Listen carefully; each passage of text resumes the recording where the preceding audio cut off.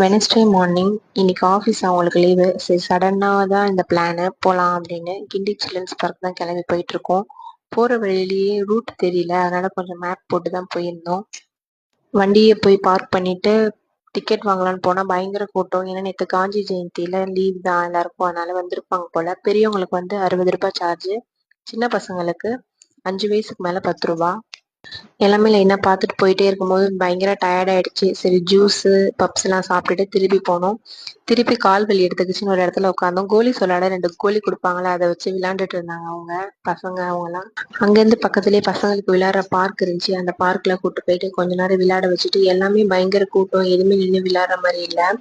விளையாண்டுட்டு திருப்பி கொஞ்சம் விலங்குகள்லாம் பார்த்துட்டு, குரங்குலாம் வெளியவே வந்துடுச்சு கூடுலேருந்து, அதெல்லாம் நின்று பார்த்துட்டு அங்கேருந்து அப்படியே வண்டி எடுத்துட்டு வீட்டுக்கு கிளம்பியாச்சு. வரும்போது பிரியாணி வாங்கிட்டு வந்துட்டோம். இதோட ஃபுல் வீடியோ என்னோட யூடியூப் சேனல்ல அப்லோட் பண்ணிட்டேன், கண்டிப்பாக மிஸ்